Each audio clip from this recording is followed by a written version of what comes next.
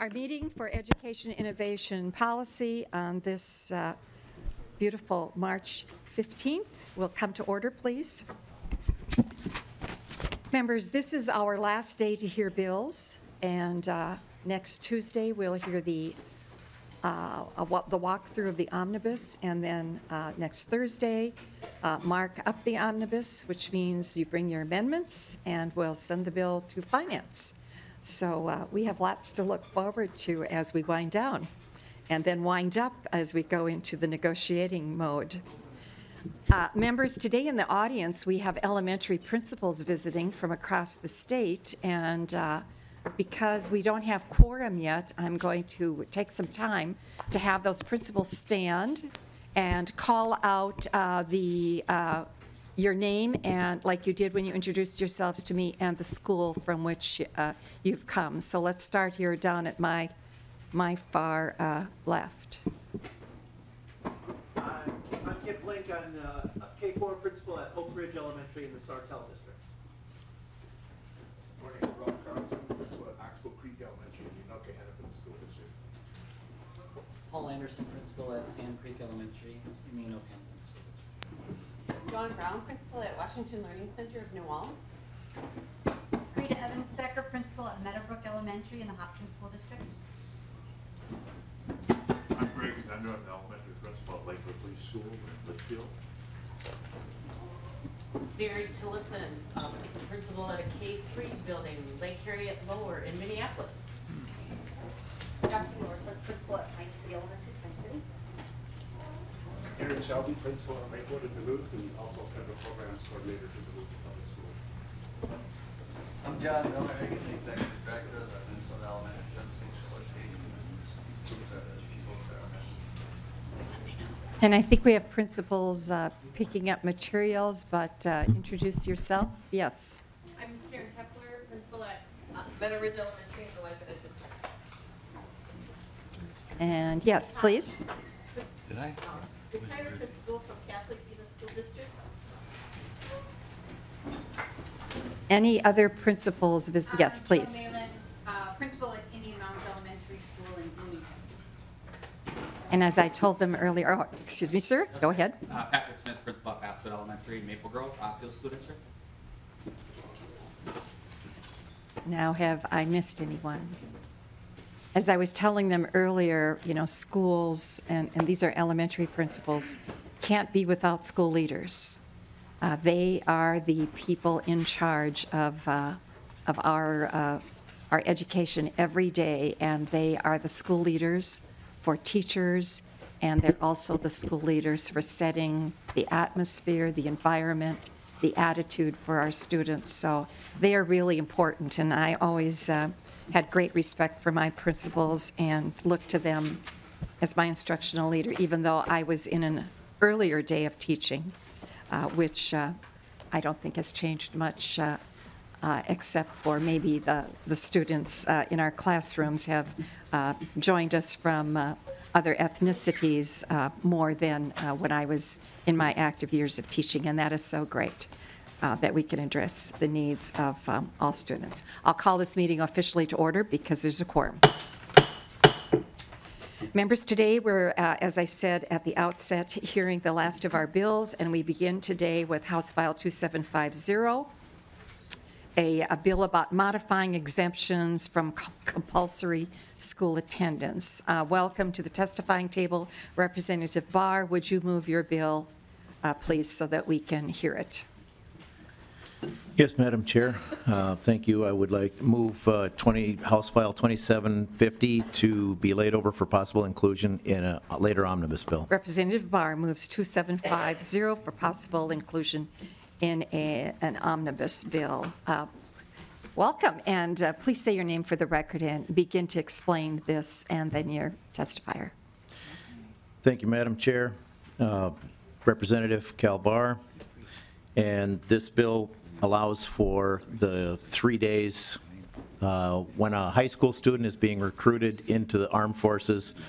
This mandates that the 3 days, up to 3 days, that could be used for ASVAB testing, physical testing, and the day of actual swearing into the military be excused absence from any high school activities.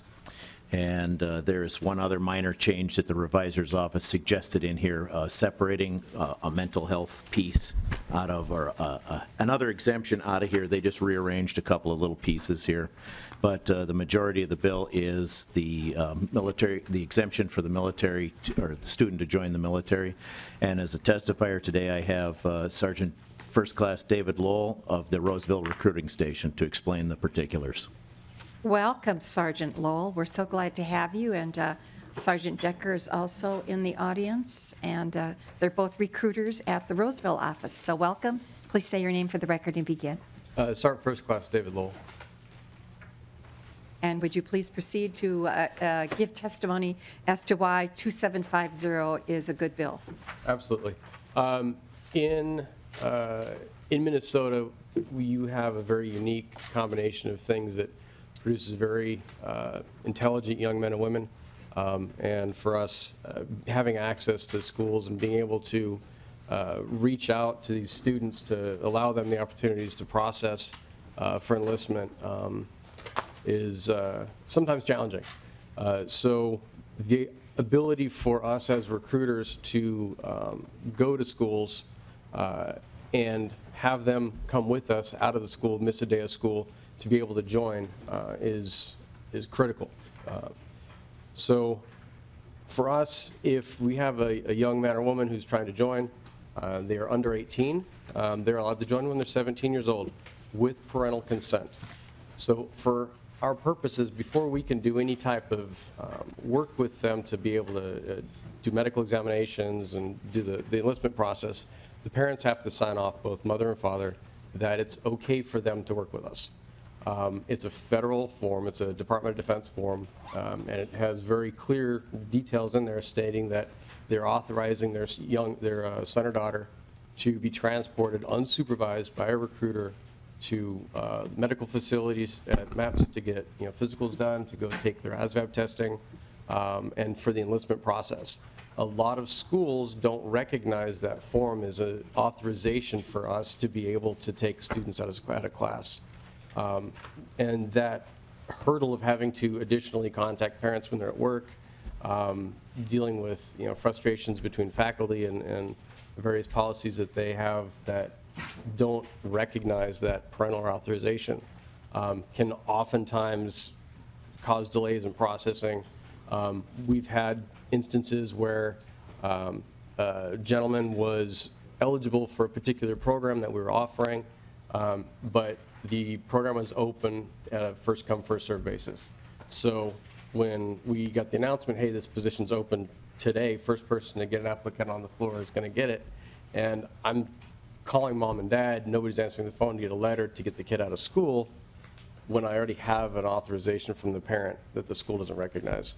And I think having that flexibility and recognition of the time it requires to join, I think is hugely important. I think it's a big improvement to the current system we're using. Thank you, Sergeant Lowell. Questions for the testifier? Sergeant Lowell, would you talk a little bit about the recruiting in Minnesota and the struggle? Absolutely. One of the key goals for the Army recruiters in the United States is to find highly qualified young men and women. The days of, if you can't make it doing something else, there's always the Army. What I heard when I was a kid, what my dad heard when he was a kid, that's long gone. We have a requirement to find highly intelligent young men and women. And Minnesota has a very unique combination of environmental factors, educational factors, employment factors that we have in the state the highest percentage of, we call alpha, which is the higher ranking scores on the ASVAB test, above 50. Out of Minnesota, it's above 60%, which is the highest in the nation. So it's fantastic. But at the same time, with as many opportunities as there are in the civilian sector, a lot of young students coming out of high school have the idea that going to college will automatically get them a good paying job, and unfortunately that's not always true. I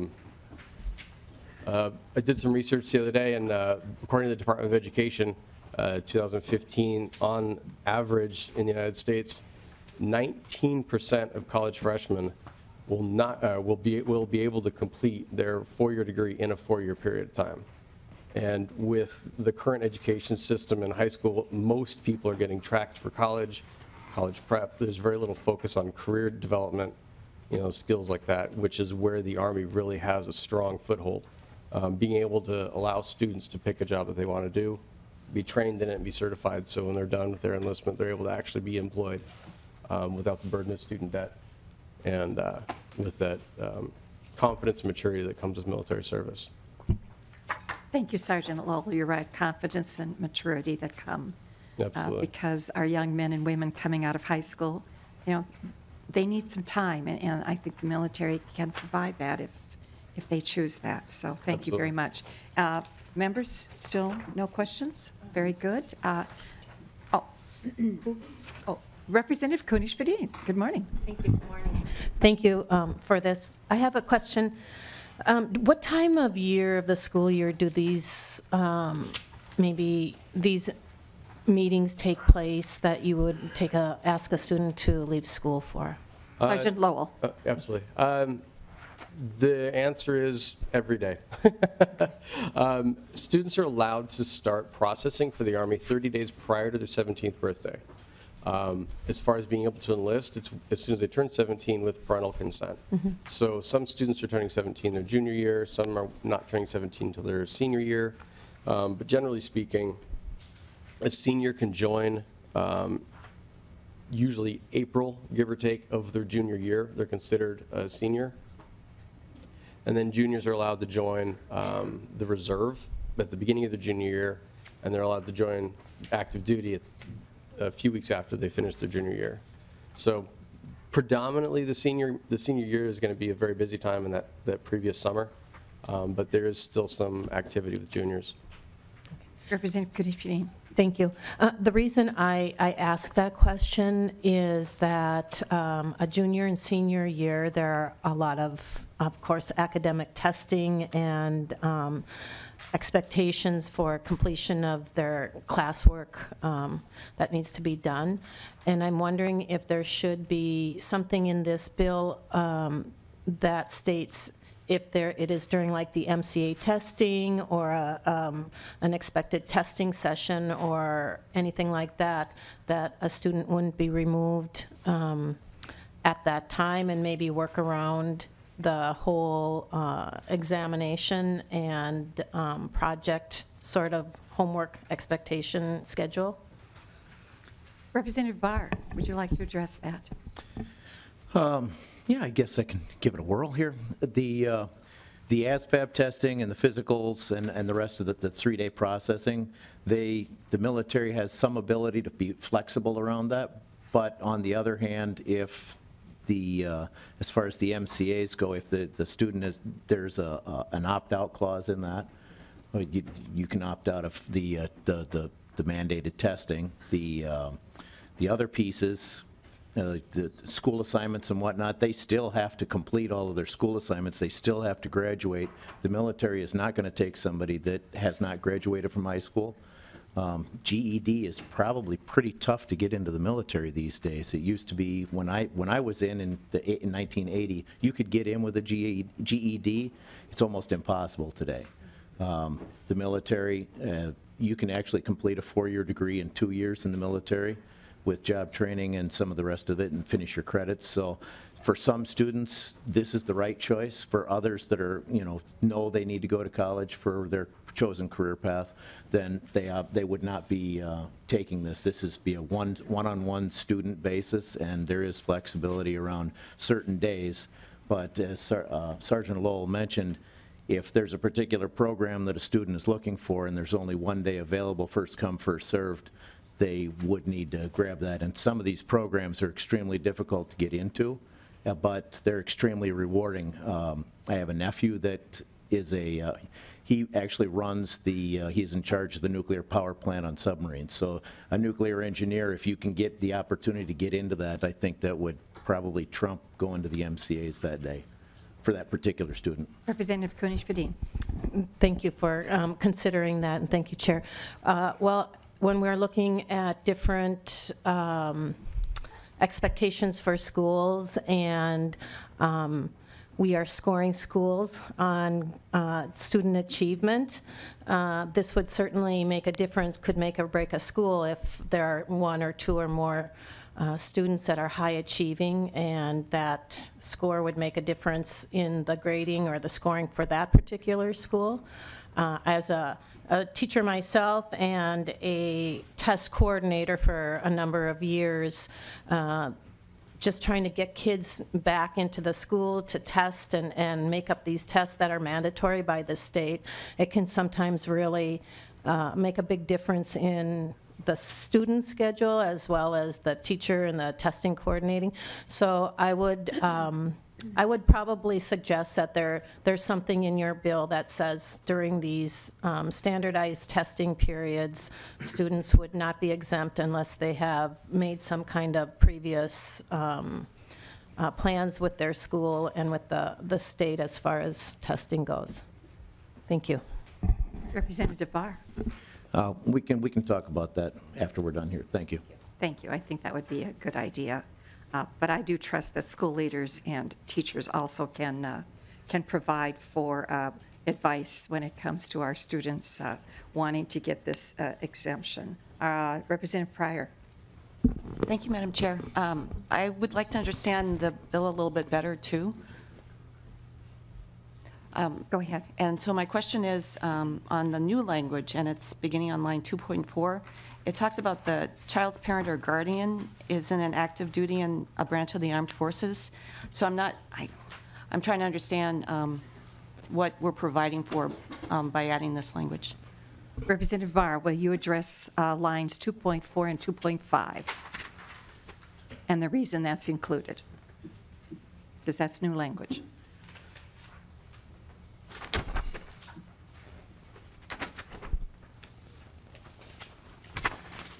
Madam Chair, this is one of the suggestions from the revisor's office. They moved that language out of section 1. It says on line 1.21, active duty in the military service. That's part of, that was already in statute, and they moved that back into a separate section, number 2. The language is slightly changed there, but they separated that from section 1 and moved it into its own section. Thank you, Representative Bahr. Okay. So that it flows better and it's separated then. Instead of being among the list under number 1, it is now separated out, and that's a good way to organize. Yes, Madam Chair. Section 1 was all about health Correct. contingencies. Yes. Representative Bahr, prior follow-up? Appreciate it. Thank you. Thank you. Thank you very much. Other questions from members? Seeing none, it's Sergeant Deck, right? Decker, it is. Yeah, I thought I said it correctly the first time, and then would you just come forward and introduce yourself? Matthias, are you nearby to offer another chair? Oh, I'm sorry. We have, is it Hannah? He's fine. Good morning. I'm Sergeant Decker. I work out of the Roseville recruiting station. I'm the station commander. I work with Sergeant Lowell. Sergeant Decker, to what extent do we have issues with our young men or women getting in to take care of these necessities if they want to pursue going into the armed forces? Madam Chair, it's the constant rigmarole for these students. There are frustrations for both us, the students, the families, the faculty. It could be summed up in 3 days. That first initial day, if we're talking about the bill, would be an appointment, a meeting of qualifications, taking some tests, aptitude checks is big, and then fingerprints, just upfront processing to make sure they're going to be fully qualified. After that, the school counselors, they provide us a letter stating that they are on track to graduate. So we're only going to work with those that will graduate, because if they fall short of, let's say, a 2.0, that might be the standard this year. If they have below 2.0, they could possibly get kicked out and lose their opportunities, their benefits, bonuses, whatever they acquired through joining with us. So there are a lot of hurdles just to keep the ball moving to the benefit of the young adult. So it's just, if we could sync better with the school, again, in 3 days, that first day excuse them for initial processing, and then the next 2 days, it would be job complete. So Sergeant Decker, it's usually 3 consecutive days? It wouldn't be consecutive. It could be in a perfect world, and we recognize it's not a perfect world. But it takes about, on average, 3 days to put somebody into the Army if it was all lined up. At the most, it would be 10 days, but within those 3 days, about 7 of those is going to be processing on our half and the MEPS, the processing station, and down at Fort Snelling. So Sergeant Decker, if a young man or woman comes to you and they've not taken the ASVAB, do you then encourage them to take the ASVAB, or is there other testing that will suffice? Oh, absolutely. It's either the SASVAB within the school if they offer it, or with us it would be the ASVAB, where we would schedule them to go down to the MEPS, the enlistment processing station at Fort Snelling. If they can't make it, we can afford them an opportunity to take the test in our office. And again, that's a 3-hour process in itself. But again, schedules, conflicts, just getting to that point. Sergeant Lowell, anything to add to this discussion? Basically, from what Sergeant Decker was saying, the process of enlisting, it is generally 3 days of actually doing processing, but that can be spread out over a couple weeks sometimes, depending on, if people are missing documentation or there's issues getting family records and whatnot. But overall, having some sort of record, some sort of legal power behind us to be able to give us the opportunity to get with these students is hugely beneficial, because most of the time at this point we're relying on the schools wanting to work with us. Sure. So if we have situations where I've had guidance counselors who've called students out of class who've recently enlisted, and they're excited about joining the military, and they've got a $40,000 bonus to go to college, and they picked biomedical equipment repair, and they're fixing ultrasounds and x-rays, and they're excited and they're going to join the reserve, and guidance counselor pulls them out and wants to talk to them about why they joined, and telling them that the military is a bad idea and college is going to be a better option, and to get out of their contract and whatnot. So, and then I've had other schools that are hugely supportive of us and allow us to do a lot of things that really benefit the students. So it's having some sort of official support is going to make a big difference to a lot of people. Thank you, Sergeant Lowell. Representative Bahr, do you want to give some closing comments, please? Oh, excuse me. Representative Haley has a question. Thank you, Madam Chair. I just wanted to offer support for Representative Bahr and the bill, and just a comment on we want all kids to have a path after high school. And we, as you mentioned, we need kids to have training, and the military provides very good training.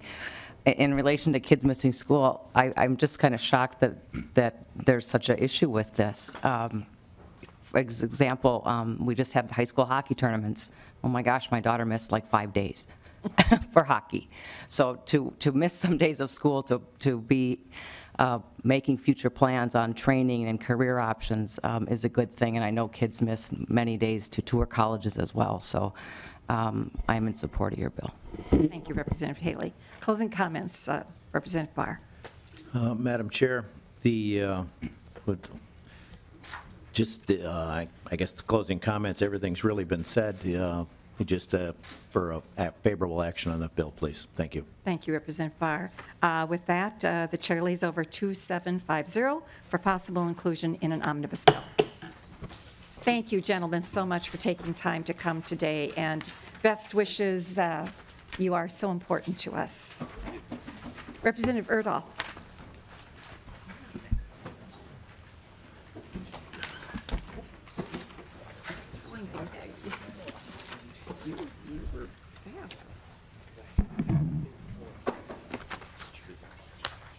Welcome, Representative Urdahl, to the testifying table. If you'd like to move your House File 3589. a bill requiring reporting on civics test questions. Will you move your bill, please, Representative Urdahl, after you introduce yourself? Representative Dean Urdahl, and do you want to do the amendment right away? Sure. The chair will move the A1 amendment. Members, in your packets, you have the A1 amendment, and that's to line 21. After the who, we are adding graduated in the previous school year and. Any discussion? Hearing none, all those in favor say aye. Aye. Those opposed, no. The motion prevails and the amendment is adopted. Representative Urdahl, please present 3589 as amended. Thank you, Madam Chair and members. What the amendment just did is that we're trying to measure proficiency on this civics test, and this ensures that well, there really is only one point of uniformity when we can make a measurement, and that's after they graduate, because the way it's set up in the bill in 2016 is that you can take this test anytime from 7th through 12th grade. And so once they've got through, we can measure. And the purpose of this is that, we give these standardized tests, which the civics test is not, in essence, a standardized test, but it is a test required to be given in our schools. And, the proficiency levels and everything in math and science and reading, they're all measured and reported. And it's not done that way in civics. And I'm not looking for individualized scores of students. It simply is, all we're asking for is that the aggregate be reported after graduation. So a school district, and the way I envision it, the teachers who administer this test would say that 70%, 100 took it, 70% passed it, pass that information on to the administration, who would then pass it on to the Department of Education. So what we're doing is trying to give more meaning to the test. Basically, in school performance reports, we pay attention to what we measure, and we don't measure civics. So it's important to raise the level for a lot of reasons that I've given before, and I'm sure I will in the future. If you want a long dissertation, I can give it to you, but I think that this is a pretty straightforward bill. All we're asking for is an aggregate score from the schools, just so we can see what's happening. Thank you, Representative Urdahl. I will officially move 3589. It's already been amended, but I want it on record that we do have the bill in front of us officially. So, Representative Urdahl, do most schools give the civics test the senior year? Representative Urdahl. Thank you, Madam Chair. And really, we're just getting the first year of doing this, and I'm sure at this point, and I think Ms. Bloom here, who's prepared to testify as well, can attest to when it's been given. But I'm guessing, or I'm pretty sure, that it's all over the map in terms of when it's being taken now. Well, I asked that, Representative Urdahl, because if a teacher were to take note of the score, that would give impetus for perhaps concentrating more on the substance of civics, which, as you know, is begun in kindergarten and continues through grade 12 in our social studies standards. So, sometimes civics, I think, gets lost, but considering the fact it is part of the standards for social studies and that some may give the test earlier than the senior year, it would be good to pay attention so that we can ensure that our students understand our great republic. Welcome to the testifying table. Please say your name for the record and begin. Good morning. Thank you. My name is Jennifer Bloom, and I am the director of the Learning Law and Democracy Foundation. Welcome. Thank you. Madam Chair, members of the committee, the Learning Law and Democracy Foundation is an organization that services teachers and students. We have student programs, Project Citizen, We the People. We train teachers. We write curriculum. We have a website that offers lessons that are tried and true, that have been vetted for teachers, and hundreds of teachers. I think last year we had 3,000 users from Minnesota, and they access on average about 3 lessons apiece. If you think about that, and the time they probably teach 100 students, it's a lot of impact with the website that actually is funded by the legislature. I'm here today to speak in favor of the bill. My organization was asked by Representative Urdahl if we could create the civics test every year, and now we're directed to do that. And that means selecting 50 of the 100 questions in the naturalization test administered by the U.S. Citizenship and Immigration Services. Working with teachers, we consult with, I think the first year was about 40 teachers. We select the questions, we review all the test questions, and we pick the ones that are aligned with the Minnesota Social Studies standards in citizenship and government. By picking the ones that align best, it means that the students are required to master the content under the social studies standards, and that content is included in the civics test. It is already being taught. So the civics test itself is not a huge burden, and many teachers have told me that they already do it. They may not do it all. Some of them have said, we do it all every year. The requirement that they give them, you know, they grade them, they usually do. It's part of a test that they give. So that's not a big burden. If someone's not teaching the content required by the social studies standards, then it might be more of a burden. But how well do we know we're doing? And I think that's the essence of this bill. There's no national test that's helpful. NAEP, which stands for the National Assessment of Education Progress, tests civics knowledge in 8th grade every 4 years, 12th grade less regularly, 4th grade also, but we don't receive any state-by-state data. And we have asked for that over the years and have been turned down. Because of this lack of specific knowledge, many states have developed their own civics tests. Some of them are the tests similar to what we use. Some schools, some states will use the 100 questions from the naturalization test. We only use 50. I don't need to tell you how important it is to improve our civic education. You've probably heard that 2/3 of Americans can't name the 3 branches of government. That 8th graders in 2014 NAEP test, only 23% scored at proficient or above. When asked to recall the rights guaranteed by the First Amendment, a majority could name only free speech. More than 1/3 couldn't name any. This is important, more important than a news story. We often see the sort of jaywalking type questions and people can't answer them. We laugh about it, we cry about it. I'm a news junkie. I can tell you how often I've watched the news stories from all perspectives. I watch it all, I read it all, where the disagreement is caused by a fundamental lack of our system. They don't know how a bill becomes a law. They don't know what level of branch of government they ought to be requesting help from. And just that causes, I think, a lot of the division in our country. And we know we need to do something. This seems like a small step. This process of we are giving the test already, now we're asking them to forward their scores in whatever manner the school district has set up.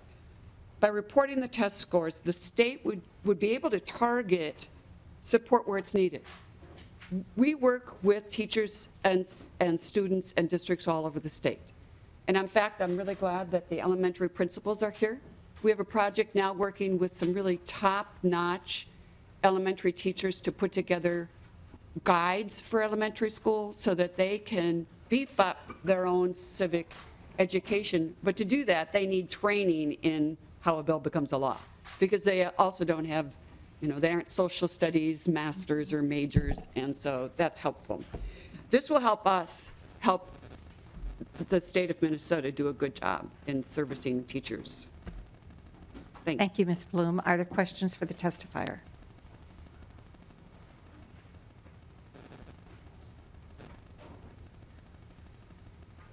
Well, thank you for your work at your center.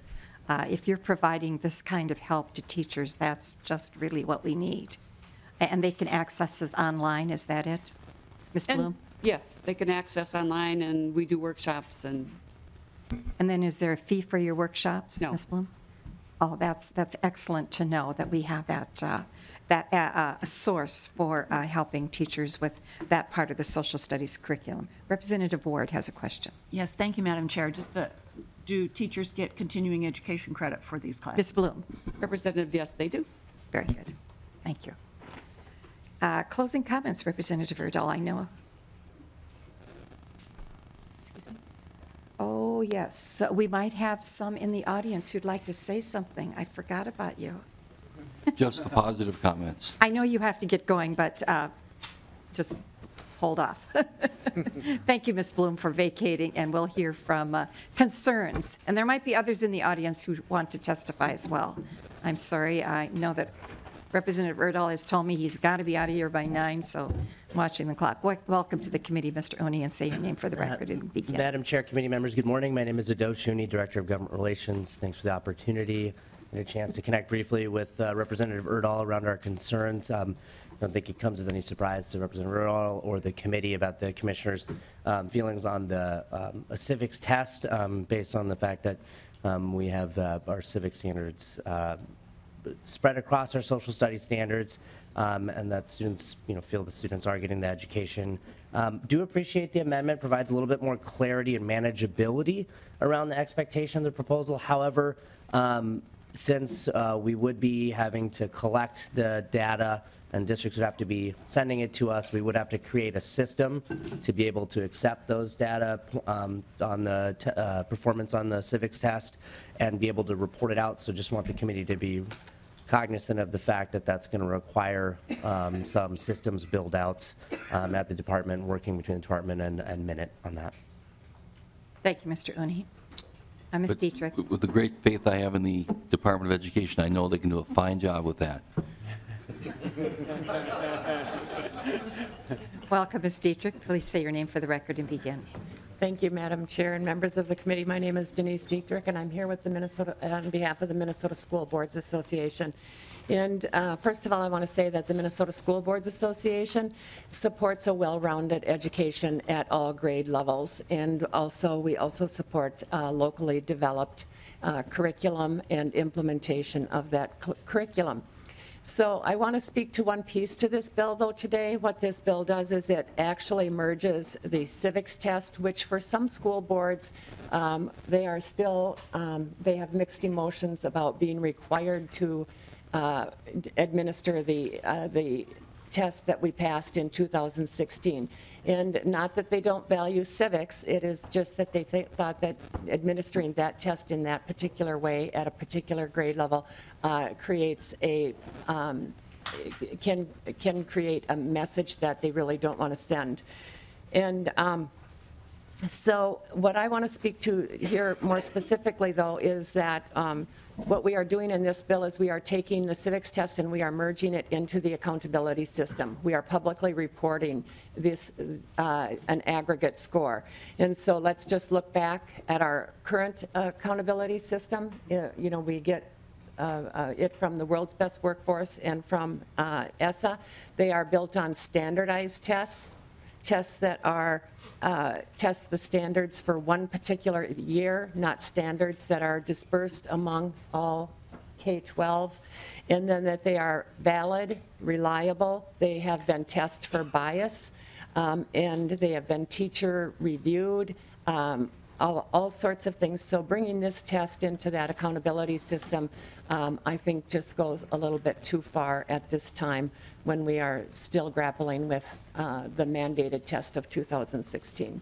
With that, Madam Chair, I will conclude my comments. Thank you, Ms. Dietrich. Are there questions, Representative Ward? Thank you, Madam Chair. I'm just a little confused about what's the apparently negative message that this might be sending. I can't imagine what that would be, and I appreciate understanding it. Ms. Dietrich. Thank you for that clarification.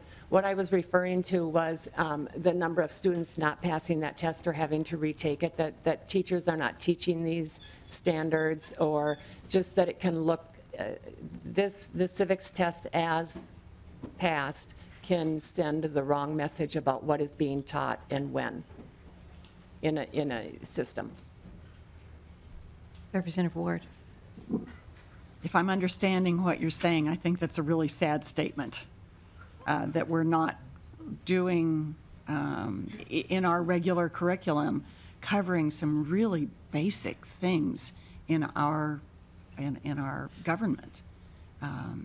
So I hope that that we're doing better than that. Representative Ward, we have excellent standards in the civics part of social studies, and they start at kindergarten, because I've read them many times, so I know.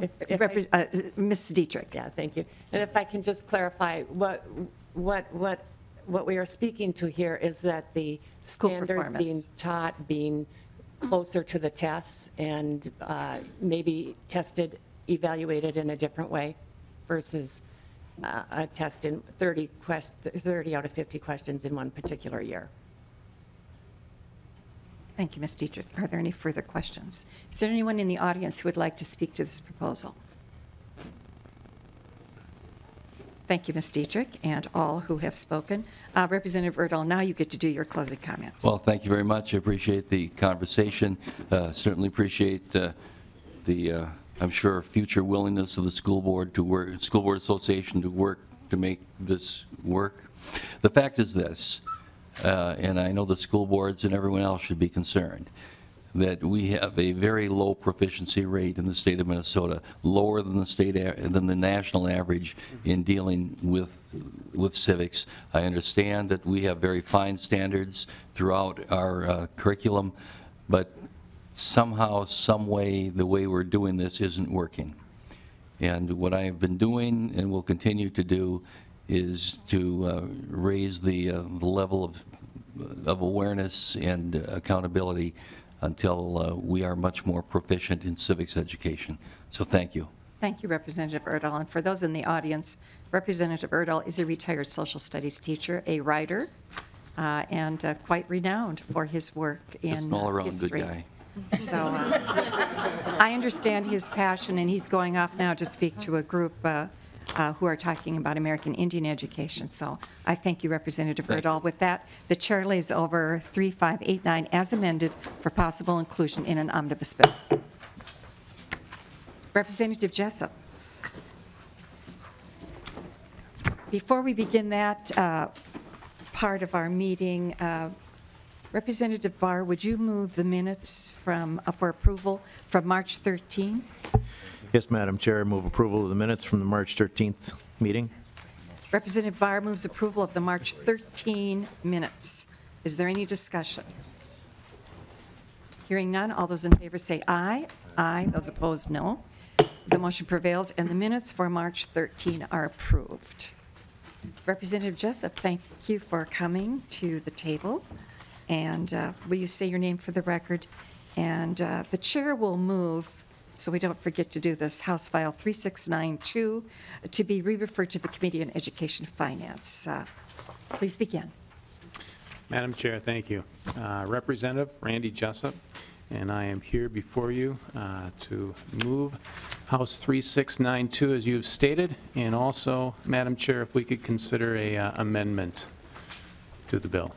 Yes, committee, I will move the H3692A1 amendment, and I believe what that is, members, is clarification to line 11 after students inserting between the and deleting in and inserting of and deleting no later than, so that this reads more clearly. And then on line 12, deleting everything after as and inserting exhibiting characteristics associated with dyslexia, which is a good clarifier. Is there any discussion about the A1 amendment? Hearing none, all those in favor say aye. Aye. Those opposed, no. The motion prevails and the amendment is adopted. Now we can hear your bill as you'd like it. Please proceed. Thank you, Madam Chair. I want to say it was about a week and a half ago that we heard from Representative Linda Runbeck regarding dyslexia training for our teachers, and we had legislation before us that we were considering. And Representative May Quaid made a good comment, and she mentioned about, you know, we really should consider screening for dyslexia at an early age. So as a result of her suggestion, Representative Ward and myself met with Rachel Berger of Decoding Dyslexia Minnesota, as well as one of our testifiers, Rachel, I'm going to probably pronounce your name incorrectly. I want to say it was Adepa? Thank you. And we drafted this legislation before you with the opportunity and knowledge that screening of our children at a very young age is most beneficial to their future education. And the desired time frame is on the order of kindergarten screening if possible, but certainly before second grade. So that is what you have before you. Madam Chair, I have a few testifiers that I would like to be able to speak this morning. Welcome to our committee. Please say your name for the record and begin. Hello, my name is Kimberly Dumitrika. Madam Chair, members of the committee, thank you for hearing House File 3692 today. We thank you for the support we've received over the past 5 years from members on this bipartisan issue, and the support we received 2 weeks ago for professional development. Today we're here to discuss strengthening screening for characteristics of dyslexia under the current Read Well by third grade legislation. Studies show that early intervention is critical. Dyslexia is a neurobiological difference, and the pathways in the brain can rewire with structured literacy. Once a child is still struggling to read in third grade, they only have about a 25% chance of ever reading at grade level. Early identification and appropriate early remediation is essential in building these children up to grade level and in preserving their mental health. Whether identified or not, different sources estimate that between 5 and 20% of the population is on the dyslexia continuum. Even if we're looking at the low end of that statistic, we're still talking about one child in every classroom. You've heard stories from parents across the state who have struggled to navigate an equitable education for their dyslexic child in a setting that does not understand how to recognize or meet their needs. You've heard about a loss of a free and appropriate education, the financial burden, as well as the time commitments families make for tutoring and traveling away from their neighborhood schools. Undiagnosed and unremediated dyslexia also takes a toll on mental health. Imagine the damage done to a child's self-esteem as they realize that school, their job every day, is not a place that they can be successful despite trying. Imagine not understanding why you can't learn like your peers. Children with dyslexia can be remediated in general education. And structured literacy is good instruction that benefits all students. They do not need to fall so far behind that they qualify for special education. By not identifying these children early, we spend more later for special education, for juvenile justice, and for mental health. There are simple checklists to screen for dyslexia. While not every child with dyslexia is identical, there are common characteristics. Dyslexia is a language-based disorder, and it affects more than just reading. For example, did you know that it's common for children with dyslexia to have trouble tying their shoes, to remember their left from their right, to have had delayed speech, to mix up multisyllabic words, and to not understand rhyming?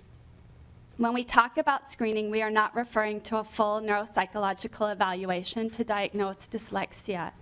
This would not require a psychologist, but a basic skills teacher. I've spoken to many parents across the state, and families are outraged that schools didn't flag or understand what should have been obvious warning signs if there had been an understanding of dyslexia. And families are heartbroken at the thought of the other classmates who are not identified and may never learn to read proficiently. This is an issue of inequitable resource distribution. This is dyslexia, and a lack of awareness costs children.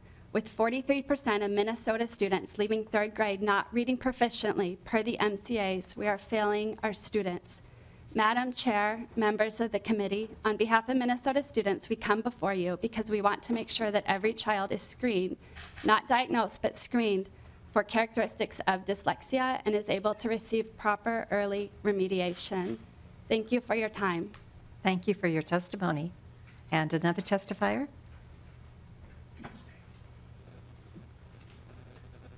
Please say your name for the record and begin. Sure. Good morning, Madam Chair and members of the committee. My name is Kelly Fisher, and I'm honored to speak with you again today, as I spoke with you a few weeks ago. As I shared with you then, I am currently the reading specialist at Excelsior Elementary in the Minnetonka School District. As a reading specialist, I've seen the difference that early intervention can make. The younger students are matched with the appropriate intervention, the faster they will make progress and significantly reduce the chances they will need to receive special education services because their gap has grown too big. The cost of special education is astronomically more. The signs are able to be seen as early as 5 years old. By being proactive instead of reactive, we can match students from the beginning with the strategy that works for the best for the way they learn. You may be wondering why early screening is necessary when we already have so many different reading assessments. What often happens is that many students have coping skills that help mask the issue until later. They might memorize the pattern of an early level book, use pictures to guess, or put enough pieces together to answer comprehension-based questions without solid reading skills. By having a way to screen students at this early age, we can see these deficits earlier and start appropriate instruction during the early grades, when literacy is still developing. I want to share a very brief story about one of my current kindergartners. Based on some early signs, she was matched with a Wilson program called Foundations, which is designed for the youngest learners and is based on Orton Gillingham's strategies and principles.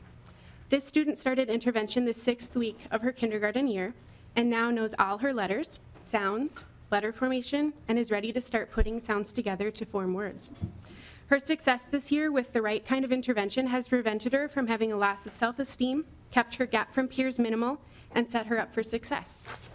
We didn't wait for her to fail. We can do this for all learners across the state. If we use an early screening tool and match students to appropriate interventions, this success story could be duplicated thousands of times over.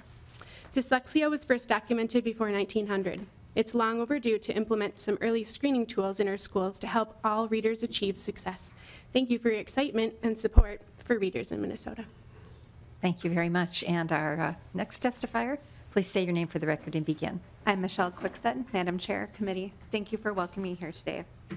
My name is Michelle Quickstead, and I want to thank you for welcoming me back and allowing me the opportunity to share more of my professional and personal experiences with dyslexia. As I left this morning, my 9-year-old said, "Mom, be epic for me." Here's my attempt. I am a teacher with a bachelor's degree in communication disorders. This is a degree speech-language pathologists get as an undergraduate. As I have also received a master's degree in early childhood special education and have been working for 20 years with children ages birth to 7 years of age.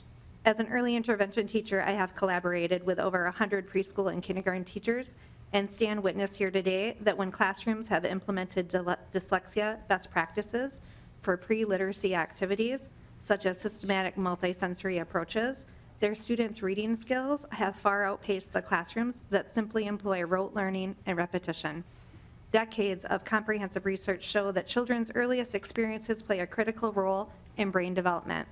The Center on Developing Child at Harvard University has summarized this research with a few key points. Neural circuits, which create the foundation for learning, behavior, and health, are most flexible or plastic during the first few years of life. According to the National Institute of Child Health and Human Development, it takes 4 times as long to intervene in 4th grade as it does in late kindergarten. It is for this reason I have committed my career to helping as many children as I can in the most critical years of life. Through my review of the latest research, I have found there is no cure for dyslexia, but it can be overcome. I know this from personal experience. My 4th grade son, who has been diagnosed with dyslexia at the age of 6, is now reading at a 5th grade level. I noticed language processing difference in him as early as 18 months of age and started implementing multisensory pre-literacy approaches when he was only 3 years old. If children with dyslexia are identified early, Evidence-based interventions and accommodations can change their lives for the better, allowing them to thrive at the most rigorous schools, colleges, and graduate programs. The Yale Center for Dyslexia and Creativity has done extensive research in developing checklists for signs of dyslexia, as previously mentioned. When they have difficulties with nursery rhymes or naming letters in the alphabet, mispronouncing words of familiar words, forgetting familiar words, or recognizing simple patterns like cat and bat as rhyming, it's this checklist that I recently reviewed with my 4-year-old preschool teacher. My son, who's 4-year-old, is also demonstrating signs of dyslexia. I shared my concerns with her, and she was so grateful for the information. She shared it with the entire Early Learning Center and asked that I come to speak with them. I want to close with my plea for you to consider dyslexia screening in early education. Children with dyslexia are bright and capable of learning to read with the right instruction. Screening can identify those students who are potentially at risk for reading failure. As a result, early intervention directly impacts reducing educational costs for our society and minimizing the need for special education services for children with disabilities. I want to express my sincere hope that I leave you without any doubts as to why early intervention is essential for changing the trajectory for thousands of children with dyslexia. Every child deserves the chance for the right instruction. Thank you very much. It's great to have teachers telling us about real experiences. That is fantastic, the work that can be done, and parents as well. Thank you. Starting early. Welcome, Ms. Deppa. Please say your name for the record and begin. Morning, Madam Chair, members of the committee. My name is Rachel Deppa, and I am the mother of 5 young children, 2 with dyslexia, and also school board director at Delano Schools. I always like to make clear that I'm not here speaking on behalf of the school that I represent, but the knowledge that I've gained there. When preparing my remarks for today, I went and met with some friends who teach in basic skills and Title I, as well as some of those classroom teachers. And I wanted to make sure that we were on the right track. And what I learned was the same thing we've seen in all of our surveys. Teachers want to know how to help their students succeed, and they are genuinely interested in anything that gets them there. I have shared with the committee earlier in previous hearings what it was like for both of my dyslexic children in the school system. My son Isaiah, who spent all of kindergarten not learning to spell his name, learning letters, or learning to read. And then my daughter Anna Marie, who is in kindergarten this year. We saw those signs right away and had her tested. By simply being able to identify her struggles, we're able to meet with her teachers and see that success in the classroom. And Anna Marie will leave kindergarten miles ahead of Isaiah. In fact, yesterday we learned she's actually at grade level.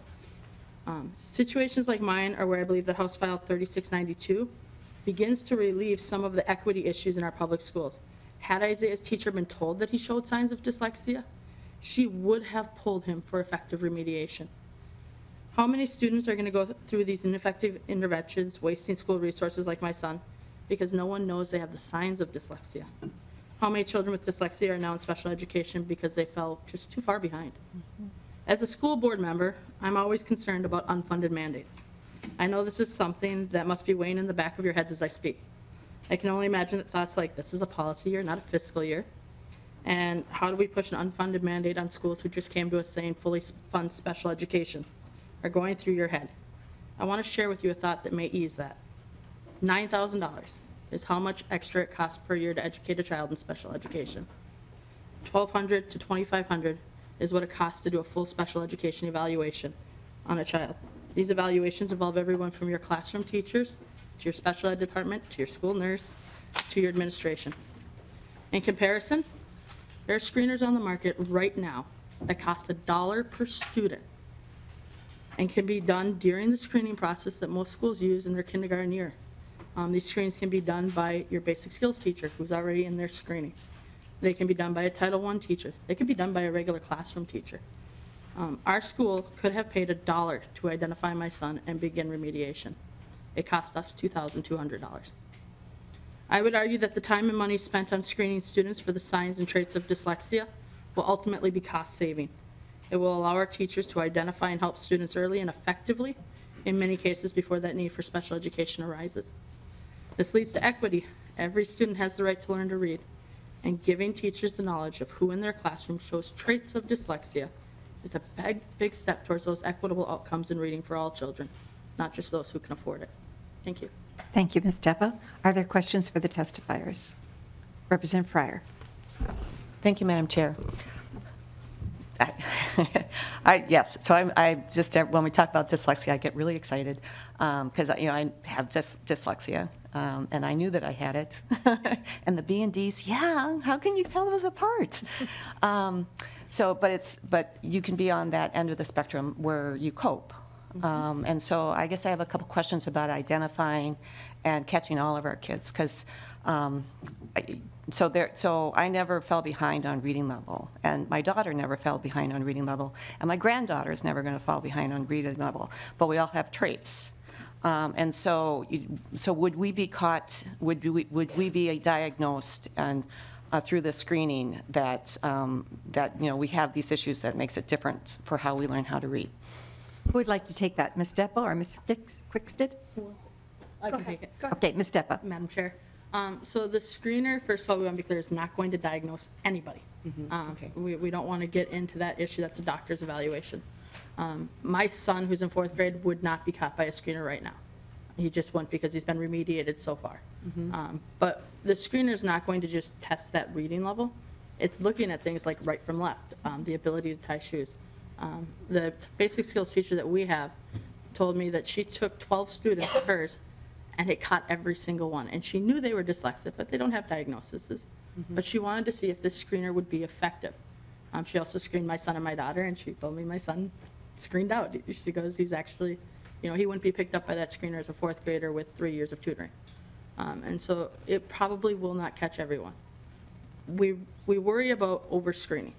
Right? If we diagnose kids who don't, or not diagnose, if we screen kids and say they have these traits and they don't have it, it's just as bad as not finding them. The benefit that we see, though, is that we know that structured literacy is an effective remediation across the board. So if we're instituting that, even with some of our students in our district who don't have dyslexia or don't show those traits, we're still seeing success. And so that's, the structure is really critical for those students. Ms. Fisher or Ms. Quickstead, do you want to add anything to that since you're in the classroom? I would agree from a speech-language pathology standpoint. This is a language processing disorder. And so when you can screen for other things rather than just the reading pieces, it helps identify the processing piece. And so as Ms. Pryor was stating, many kids are mildly impacted, but that doesn't mean that they're not impacted. And the design of instruction for all children is beneficial. But what is neat about the systematic approach for instruction is that it helps all learners. And the instruction that we have right now is leaving out 20%. So this screening helps reinforce that we do have kids that are learning to read differently. Ms. Fisher.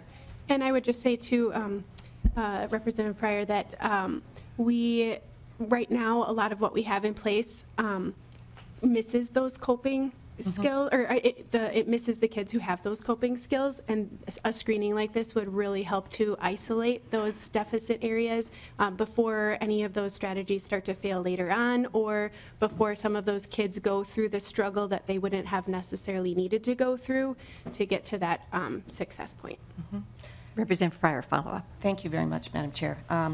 I do have a couple more questions, which one of them is this legislation says at the end of kindergarten. And should it be at the beginning of kindergarten to start the screening? Representative Before, Jessup. it says before the end of kindergarten. Yes. Should we say must, would it be advantageous to say at the start of kindergarten that we begin the screening? Maybe we want input from the experts at the table. Ms. Deppa? So my daughter was screened, sorry, Madam Chair, my daughter was screened as a kindergartner, and it was effective. I think the intent was, when we were working on this with Representative Ward, Representative Jessup, was to get that screening to start in kindergarten. We had talked about the beginning of the year, but no later than second grade. And I'm not sure if the amendments clarified that or not. Okay, and maybe that's where, thank you. Ms. Fisher or Ms. Quickstead?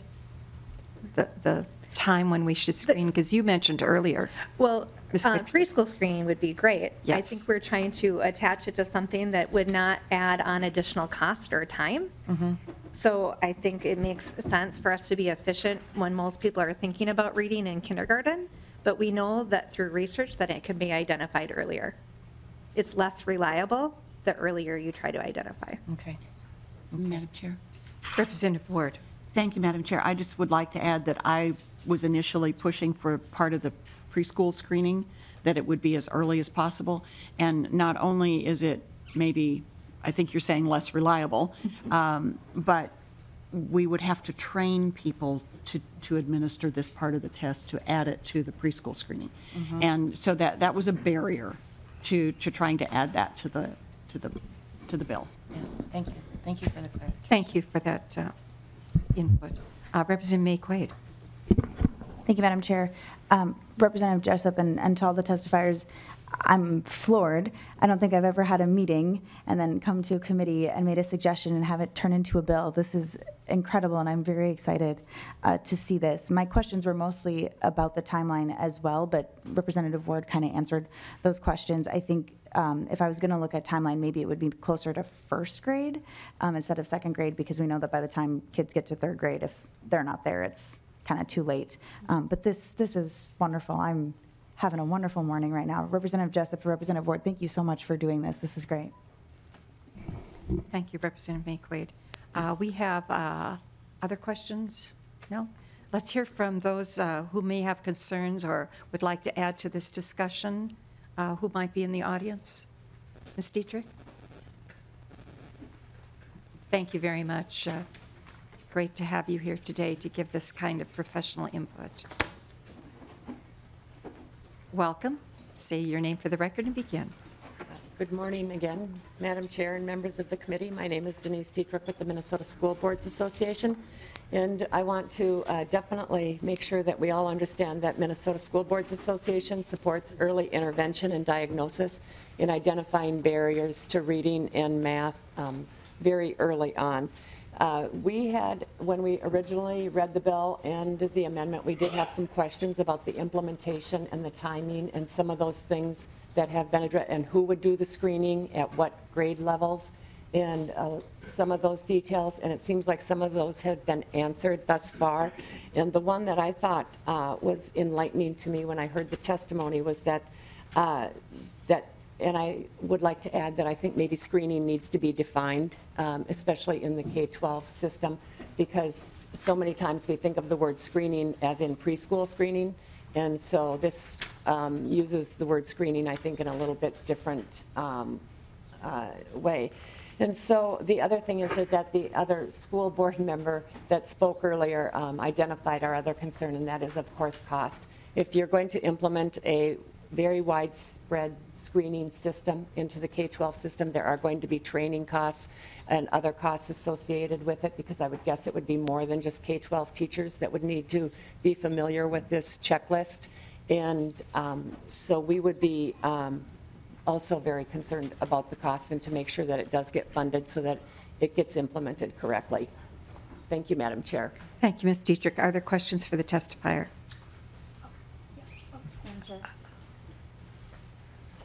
Representative May-Quade. Thank you, Madam Chair. Would funding just to help do the initial training be helpful and not maybe like ongoing funding for every single year? Ms. Dietrich. Madam Chair and members of the committee, I think that anytime you want to train and you want to make sure that there are no loopholes for the longevity, you need to have ongoing training for new teachers, new information, new research, that type of thing. Representative May-Quade. Thank you, Madam Chair. And Ms. Deepa, correct, she talked about there's screeners out there that can do it like for $1 per child. Could school districts work with those very low-cost folks instead of maybe training themselves? Is that possible? Ms. Dietrich. Madam Chair, I would need to leave that up to other people. I'm not really qualified to answer that. But yes, thank you. I think Mr. Aronson wants to come forward too. Madam Chair, as long as we have the 15 elementary principals here today, we thought we'd have one of the principals just visit with the committee for a minute about this. I think that would be just great. Representative Lee, did you have a question for Ms. Dietrich? Madam Chair, I'm not sure it's for her or the previous testifier, but I could wait. You'll wait? Okay, thank you. Welcome. Please say your name for the record and begin and comment on this proposal that's before us. It is going to finance, so it will be looked at for cost. Good morning. My name is Dawn Brown. I'm elementary principal at Washington Learning Center in New Ulm, and my building is a pre-K kindergarten building, so we're early learning center basically, and we do monthly preschool screenings there, and whenever we see our children that have those signs, that is something that we are going to take a look at to try to screen all children and try to look at what their needs are. And we have a very strong early childhood special education team in our building that is constantly looking at that. We meet on a weekly basis to review our children, to see how they're doing, and they work very cooperatively with our preschool teachers in our building and our kindergarten team in our building. And we are going to try to do our best in order to screen all of the children that may have dyslexia and address their needs in our building. So it is something that we're doing, and we will continue to try to support all of our children to get them to grade level. Questions for Ms. Brown? Since we have one who's absolutely out there in the field today. Thank you very much for sharing that with, Representative Pryor. Thank you. Well, thank you, Madam Chair. As you mentioned that you're in the field right now, so are you, what percentage of children are you screening and catching, recognizing that they have this issue, the dyslexia? Ms. Brown. Yes, in our district, it's very low at this time, so the percentages are very low. So we don't have a large issue in there, but it is a topic of conversation. It is something that we continue to talk about and that we are continuing to watch for. Representative Pryor. May I just follow up? And do you think it's because you don't have the tools right now to catch more children, or that, I mean, I guess this is that we have to also take responsibility for, that we think that maybe this is an issue and that it's widespread, maybe up to 20% that we should be catching, but maybe, maybe we might try to overcompensate and try to direct more children into that kind of screening than we need to. So can you, based on your, do you think that there is the potential to screen more children for this issue? Ms. Brown. I think we are all still learning about the dyslexia. All of our educators are special educators, and I don't know if screening all children who aren't making grade level is necessarily the right thing to do, just because all of our children are coming with such diverse backgrounds, and it's not always dyslexia that's causing them to be behind grade level. A lot of what we see in our children in the early learning years are a lot of mental health, a lot of environmental issues that are impacting them, and we're trying to work with that as well. So I think it's very important that we really take a look at each individual child to see what their needs are and look for those characteristics like were spoken of earlier, to see if that's what it is. And we're going to do our best to screen children in any of those capacities, to find out exactly what it is that's causing them to get behind grade level and not to be able to learn like their peers. Thank you, Ms. Brown. Representative Lee, would you have a question for Ms. Brown, or? Thank you, Madam Chair. So I was curious how this will be communicated with our EL families and students, and if this has been considered by Representative Jessup or the previous testifier too. Ms. Brown. Yes, we're going to work with our English language learner families just like we would with our regular English language speakers. We're going to have our ELL teachers communicate with them. We will work with them. We have translators available if needed. We have an IEP meeting coming up where we have our translators coming to this next week. Any of those issues would be addressed for them in their language. If is that what you're looking to have answered? I'm not quite sure of the question. Representative Lee. Thank you, Madam Chair. So for me, this goes back to the point about defining what is screening or diagnosing too, because I think that this will be a concern with some of our EL parents, where if we maybe misdiagnose, or if we're not diagnosing but we're screening, how could we make that clear to them so that they understand that? Ms. Brown, that was a good question. Yes, exactly. We make it clear when we meet with families that we cannot diagnose, and that any diagnosis would have to come from a medical professional, and that we can only screen and we can only use our tools that we have to make an educational judgment on where they're at. So we'll explain that to any family that we work with. No matter what the language is, we're going to try to make that clear and have interpreters there for those who don't speak English so that they are very clear on that as well, that we can't make a diagnosis, we only screen for what we can do, and then we can provide interventions as needed. Thank you very much, Ms. Brown, and thank you again, school leaders, for being here. Thank you. Because you're helping those teachers who are in our audience to know what is best for all of our children. Representative Jessup, I think we can go to closing comments because we need to get to the charter school bill. Closing comments, please.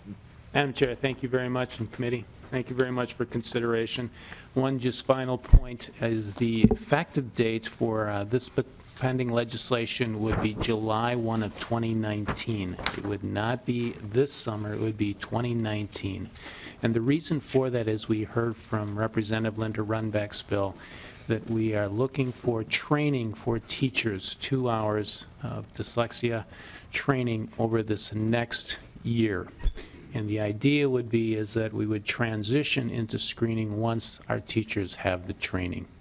Thank you. Thank you, Representative Jessup. With that, the chair renews the motion that 3692 as amended be re-referred to the Committee on Education Finance. All those in favor say aye. Aye. Those opposed, no. The motion prevails and the bill is on its way. Let's move to House File 1580. Members, that is a chair's proposal. And I'd like to call to the table Eugene Piccolo, who is the Executive Director of MAX. He's going to walk us through 1580. So the chair will move 1580, and the chair will move, so the bill's in the order in which Mr. Piccolo is going to explain it, the A180599 amendment. And members, this is an amendment that is the result of a meeting of charter school persons, leaders, interested parties, so that we could hone down 1580 to a place where we have good policy ready to enact for the coming years for charter schools. So is there any discussion? Hearing none, all those in favor of the A18 amendment, please say aye. Aye. Those opposed, no. The motion prevails and the amendment is adopted. Welcome, Mr. Piccolo, to the testifying table and taking on this big job of walking us through 1580 as amended. Please say your name for the record and begin. Thank you, Madam Chair. My name is Eugene Piccolo, the Executive Director of the Minnesota Association of Charter Schools. First, we want to thank Representative Erickson for bringing forth this bill and her longstanding support for updating Minnesota's charter school law, which has been a model law for the country and has always been ranked in the top 3 charter school laws in the United States. Because its ranking is because we primarily continue to update the law to reflect and address the lived experience of charter schools and the new challenges that occur in the charter school realm. This legislation continues that tradition by addressing the growing development of charter management organizations, education management organizations, and online education management providers, as well as the lived experience related to charter school governance, mergers of charter schools, and the change or transfer of authorizers, as well as a few other smaller issues. This legislation raises expectations for charter school boards, provides clarity for the merger of charter schools, and for the process of transfer or change of authorizers by schools, and establishes standards for accountability and transparency in contracts between schools and charter school management organizations and education management organizations and online education providers. So let me quickly walk through the sections of the bill. Section 1 on pages 1 and 2 basically provide definitions of what a charter management organization is, what an EMO is, and what an online education service provider is. This is important because we've actually had in law a requirement that schools report their management agreements, but it's never been clear what management agreements they have to provide. And also now, states are required to report the number of online providers, CMOs and EMOs, to the Federal Department of Education. Section 2 basically gets rid of a provision that says that authorizers have to commit to serving for a full 5-year term. There is a provision in the law that says they can withdraw on 16 months' notice, so there's no purpose in having a requirement that can't be, you can't hold them to in the first place. Section 3 is the language about mergers and lays out some criteria for what kinds of schools can merge with each other if there's issues there.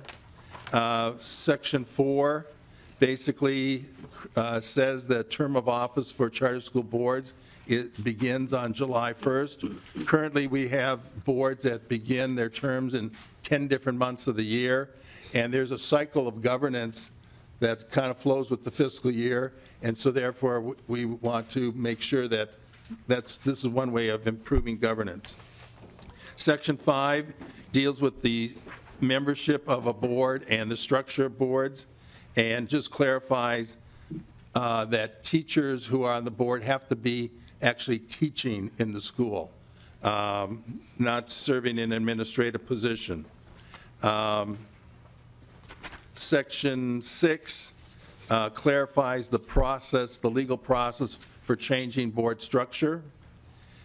Section 7 actually raises the expectations for board members in terms of their training by requiring them to take a basic class before they can be seated on the role of a board of directors and the responsibilities, and then adds a new requirement that boards have to take some kind of training on student performance, achievement, and outcomes, because that's what schools are about.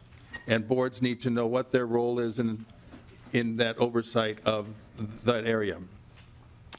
Section 8 basically says that when there is a hearing for closing a school, it has to be recorded. Section 9 deals with the change or transfer of authorizers between the schools and lays out the 4 different scenarios. This also incorporates language from House File 1820, which Representative Erickson also authorized, which allows a charter school, if they're in good standing with their authorizer at the end of the contract, to find a new authorizer. And if they don't find a new authorizer, basically they go out of business. So we don't expect many people to do that, because in some ways it's a suicide pact they've put on themselves. Section 10 clarifies 2 things. One, about that the schools cannot, or their agents not, give out any incentives for enrollment, and also clarifies when a student actually withdraws to make it match the language in the compulsory attendance law. Section 11 begins the issue, clarifies that issue about what management contracts have to be submitted to the department as part of the school's audit, annual audit, and then goes on to lay out on page 11, the accountability and reporting requirements and transparency for these contracts between CMOs, EMOs, and online providers and schools. Basically, these can be worth a significant amount of money, because these companies come in and actually manage the school. And so we want to make sure that everybody's clear what money is going out there and what it's being spent for, and that there's a public notice about this happening.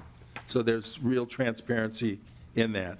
And then there's some requirements of what cannot be agreed to on page 13, cannot be in the contract, that they cannot be lending money to schools to enter into these contracts.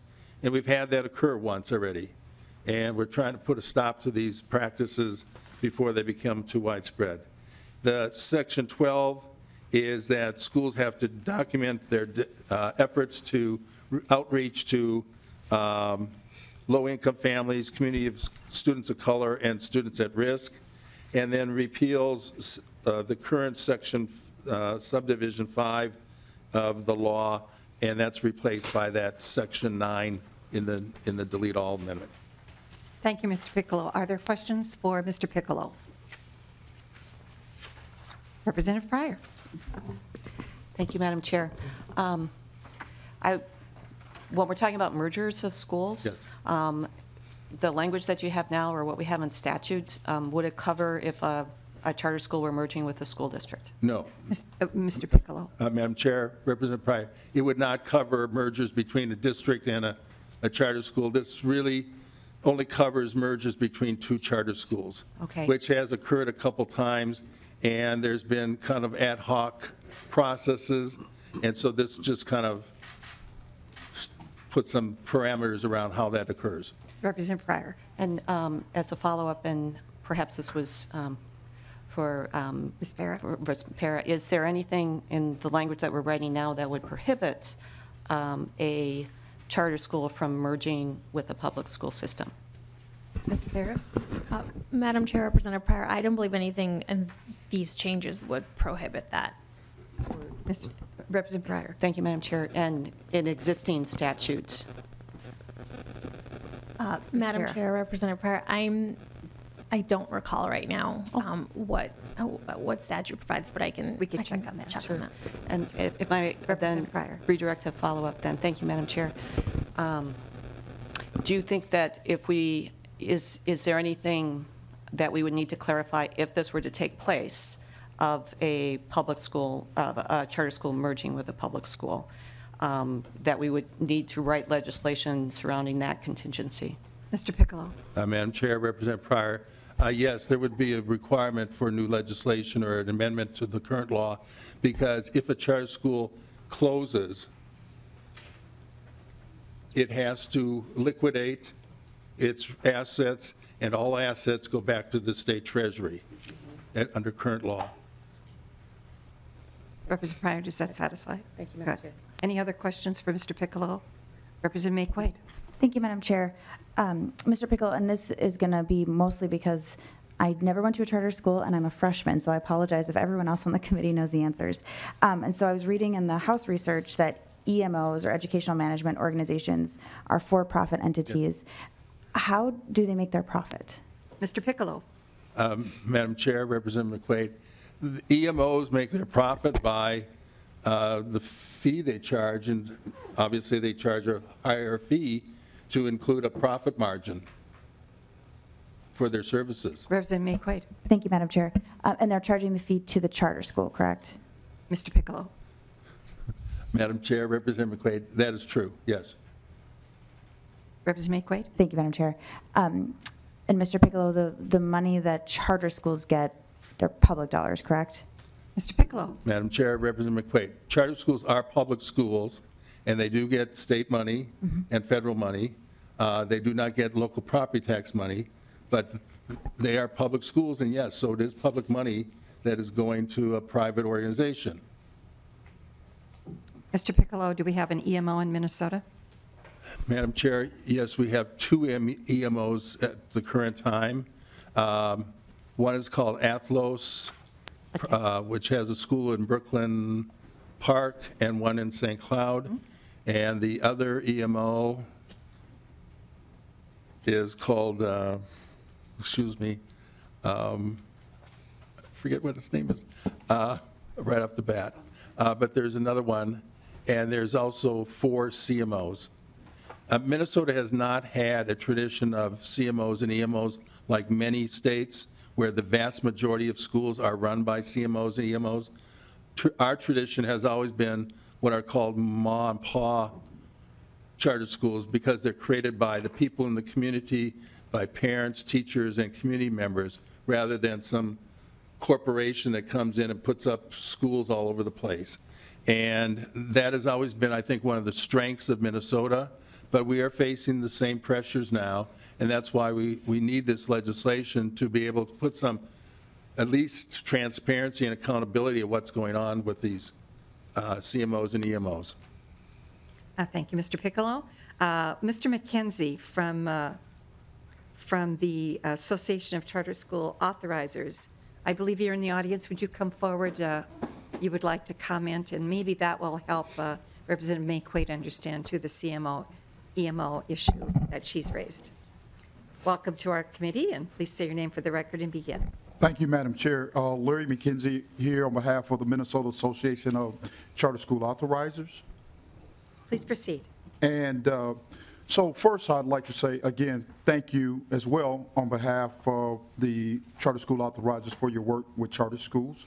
I want to go on record as saying that the previous bill, I know it is the lead all, but had a description of the roles of and responsibility of authorizers, and we would just like to, if there's any further discussion, to go on record to say that we would like to be included in those conversations moving forward. Two, we're here to express a concern in regards to the transfer language that starts on line 7.26 that allows charters, that allows for schools to transfer authorizers at the end of the contract term for a couple of reasons. First, under the proposed language, schools in corrective action would be allowed to transfer without consequences. Subdivision 4 references schools that are entering the closure process. That means that a school cannot freely transfer, that schools can freely transfer as a way to avoid closure. And so our concern is that schools that are in corrective action would then be, or have ranges of intervention, would be allowed to transfer without really any restrictions. And so that's a concern in regards to that. And we feel that that is in conflict with accountability. And secondly, Mr. McKenzie, which subdivision was that again? Subdivision 4. Thank you. Madam Chair. Please proceed. Looking at the delete all? I think it's 5. If they use the delete all. Yeah, that was the last one. So, and further, the proposed open transfer policy incentivizes authorizers to lower their accountability standards in order to appease schools for subsequent contracts. Authorizers maintain that high level of accountability authorizers with high level of accountability will stand to lose out, and we're concerned about the possible race to the bottom with schools having authorizing shopping. Lastly, so Mr. McKenzie, you're Section 8 and Section 9, and of that Section 8 Subdivision 4 and of 9 Subdivision 5A. Is that correct? That you're raising concerns about? It's line 7.26. Yes, thank you. Yes, Madam Chair. And then lastly, we just most recently received the lead-all bill, and the authorizers are currently reviewing the rest of the changes made to the lead-all amendment, and would like to go on record just saying that we will provide additional comments and concerns to the committee by the end of next week. Thank you, Mr. McKenzie. Mr. Piccolo. In terms of line 7.26 and 7, it says, if at the end of contract, the charter school board votes not to renew its contract with the author and is not subject to action of the authorizer subdivision 4, which is adverse action, that means they're under sanctions or possible closure, then they may notify the authorizer they intend to seek a new authorizer. So this does not allow a school who is under discipline by their authorizer to transfer authorizers. So Mr. Piccolo, we'll make sure that this language is very clear. Madam Chair, my understanding is subdivision 4 does not include corrective action, that it is just revocation of a charter. Yes, thank you. Any questions for Mr. McKenzie? We have Mr. Sellers.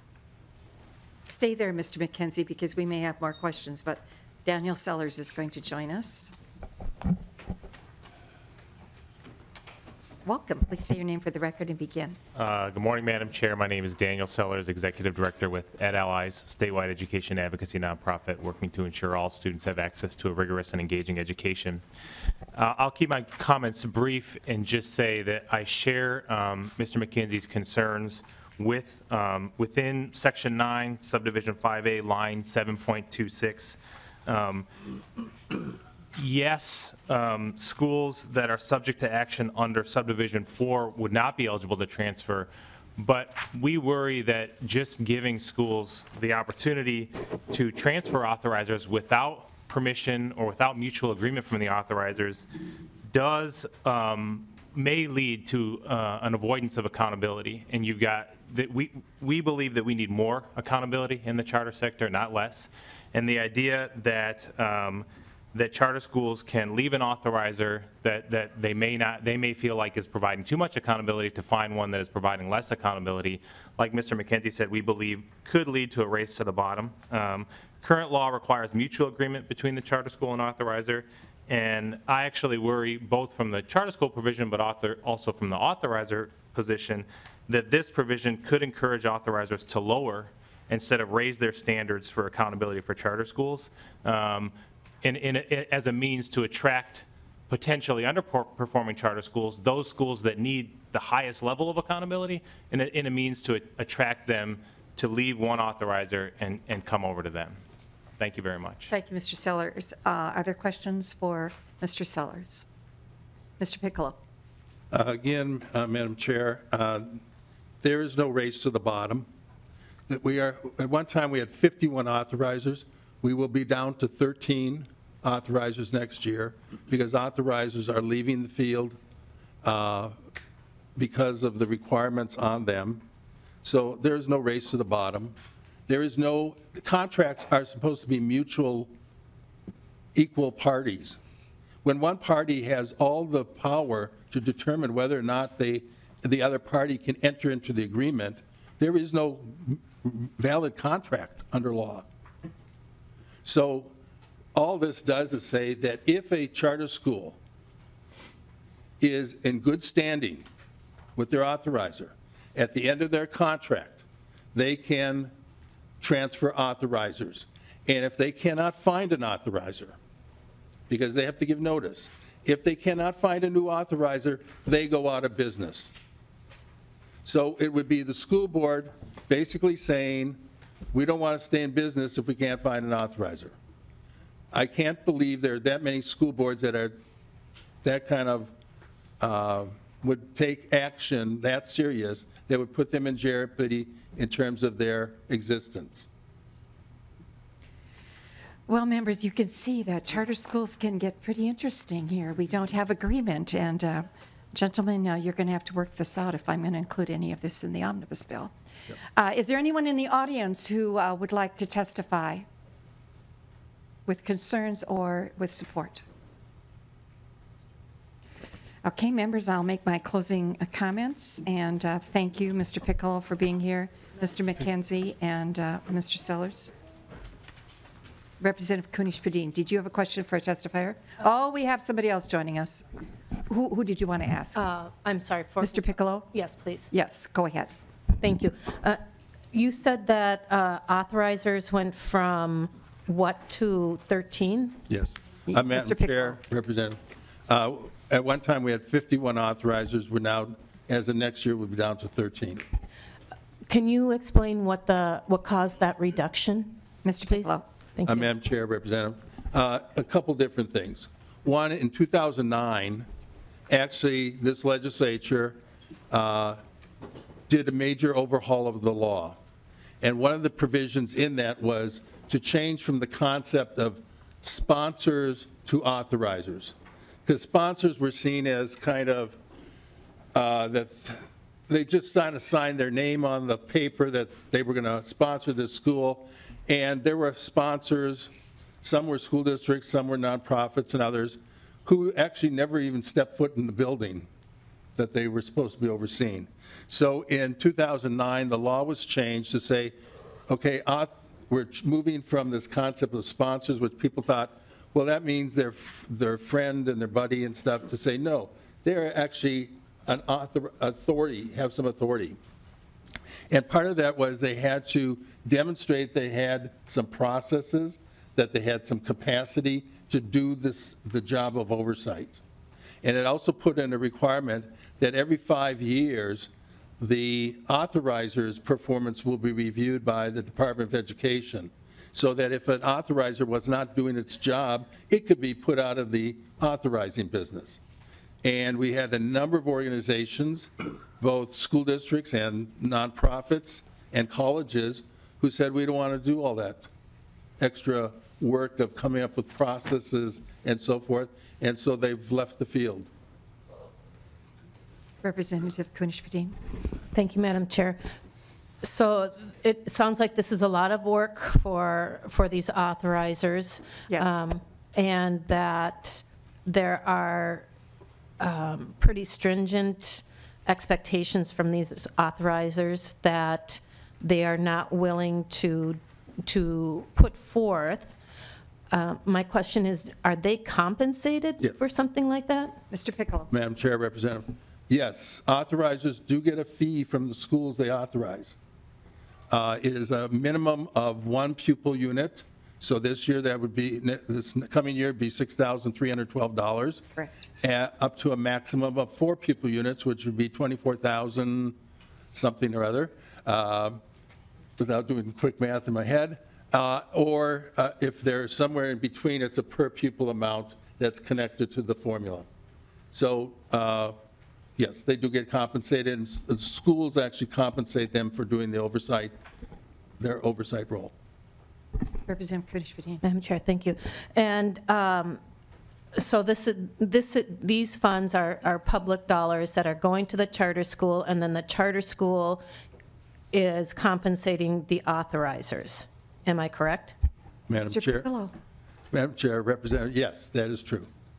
And that formula, would you just repeat that for me one more time? I'm sorry. Thank you. That's okay. Mr. Piccolo. Madam Chair, Representative, the formula is a minimum of 1 pupil unit. And for charter schools, that is? It's the state pupil unit, so next year it's $6,312. And the maximum is 4 pupil units, so 20, as I say, $24,000, $25,000, whatever it is. Yes, you said 24 plus. Plus. Or if the school, because it's by also size of the enrollment of the school, it's also a per pupil amount in between those two. So every school pays a different amount depending on their enrollment. Members, do you think you're going to have more questions when we reconvene after session? Because Mr. Piccolo, maybe you could return. And Mr. McKenzie or Mr. Sellers, if, because I can just lay this bill over now and we can just get more questions answered. Members, do you think so? Mr. Piccolo? Sure. That will be okay? Because members, we're going to have to stand in recess now until the call of the chair, and we hope at 5 o'clock in this room to reconvene and finish our debate on this charter school proposal and hear the last 3 bills. This meeting stands in recess.